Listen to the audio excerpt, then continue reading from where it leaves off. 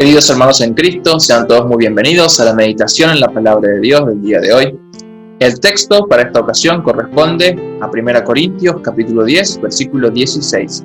Escrito está: la copa de bendición que bendecimos, ¿no es la comunión de la sangre de Cristo? ¿El pan que partimos, no es la comunión del cuerpo de Cristo? Esto es palabra de Dios. Te alabamos, Señor. En el nombre del Padre, y del Hijo, y del Espíritu Santo. Amén. Seguramente habrás escuchado en la televisión o en las películas de brujas la frase hocus pocus, y verdaderamente suena a palabras dichas en alguna especie de hechizo o embrujo. Pero ¿a qué no sabías que estas palabras tienen origen cristiano? Sí, cuenta la historia que en la antigüedad, como la iglesia cristiana celebraba sus servicios en latín, al llegar al momento de la Santa Cena, el ministro pronunciaba las palabras de institución hoc est corpus meum, decía, que traducido es, esto es mi cuerpo. Entonces, cuando algunos paganos que hablaban otra lengua presenciaron esta ceremonia, pensaron que se trataba de algún tipo de ritual de magia.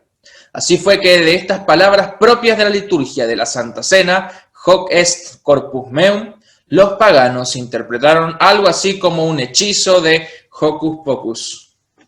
En fin, estas palabras de Jesús han permanecido siempre en la verdadera iglesia de Cristo desde su institución hace más de 2000 años, en aquella noche previa a la crucifixión del Señor.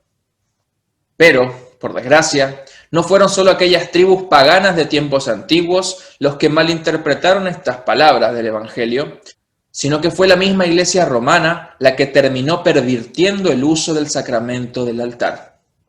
De repente, algunos teólogos romanos, en su afán de dar una explicación racional al suceso de cómo es que Cristo está presente en el sacramento, comenzaron a enseñar que el pan y el vino se cambian en la substancia del cuerpo y de la sangre de Cristo, y así apareció la falsa doctrina conocida como la transubstanciación. Ciertamente, hermanos, la Biblia enseña que junto con el pan y el vino se nos da a comer y beber cuerpo y sangre de Cristo, como lo afirma también nuestro texto. Pero en ninguna parte se enseña la conversión de toda la sustancia del pan en la sustancia del cuerpo de Cristo y de la sustancia del vino en la sustancia de su sangre. Así pues, por no tener un sustento bíblico y ser más de una estirpe filosófica, la transubstanciación no puede considerarse como doctrina y confesión de la una santa iglesia cristiana y mucho menos debe ser obligada para que la gente la crea. Otro abuso que apareció con el tiempo en la iglesia romana fue cuando se dejó de darle la copa a los laicos, bajo el pretexto de que en el cuerpo de Cristo está también su sangre, contrario al mandato e institución de Cristo mismo que dijo: beban de ella todos. De repente también en la iglesia se comenzó a usar el cuerpo y la sangre de Cristo en el pan y el vino como objeto de adoración mediante la contemplación, contrario al mandato e institución de Cristo que dicen que estos son para que los cristianos comamos y bebamos y que con ellos recibamos el perdón de nuestros pecados. Así también en la iglesia medieval, la misa o el servicio divino comenzó a tener un énfasis diferente. Pasó a ser un nuevo sacrificio de Cristo en la cruz, lo cual, bajo palabras del mismo Lutero, se volvió la mayor abominación del papado, pues hicieron del sacramento una obra humana, una obra y ofrenda del pueblo, y perdieron así todo el sentido evangélico de la misma, que es Dios mismo perdonando los pecados de su pueblo. Es realmente tarea no muy grata tener que hablar sobre doctrinas falsas, pero es necesario, conforme al mandato de Cristo, de enseñar la verdad y para que la verdad pueda permanecer en la iglesia. Así lo hizo Lutero en 1529, cuando en un debate muy famoso llamado el Coloquio de Marburgo, se enfrentó a un teólogo reformado llamado Ulrico Zwinglio. Lutero, en su afán de permanecer fiel a la Escritura y de no perderse en discusiones filosóficas sobre cómo es que este Cristo está presente en el sacramento bajo la especie del pan y vino con su verdadero cuerpo y sangre de la cruz, él mismo escribió sobre una mesa las palabras de institución del sacramento tal y como están en el Evangelio. Hoc est corpus meum. esto es mi cuerpo.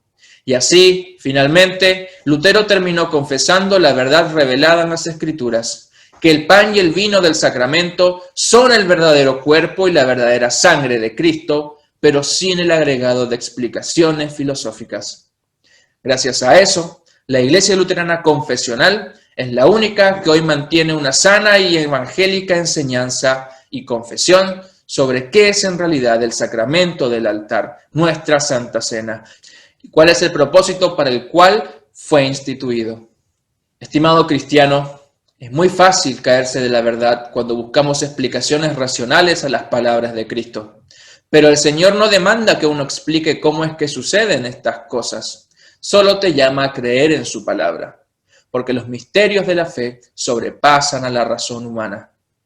Mejor siempre es confiar en las promesas de Cristo que en las palabras de un hombre. Aférrate a ellas y con una fe sencilla busca y recibe los verdaderos cuerpo y sangre de Cristo, que son dones del Señor en el sacramento para el perdón de tus pecados. Amén. Oremos. Mi Señor y mi Dios, no permitas que tu palabra preciosa, luz brillante e incambiable que ahora brilla sobre nosotros, sea apagada y quitada de nosotros. Guarda a tu querida Iglesia cristiana de todas las falsas doctrinas que pervierten el uso propio de la Santa Cena. Mantén entre nosotros tu palabra pura y tu sacramento de acuerdo con el Evangelio. Concédenos que en ellos busquemos y encontremos el perdón de los pecados para nuestra salvación. Amén. Que el Señor los guarde bajo gracia y paz de nuestro Padre Celestial, por medio de Cristo. Amén.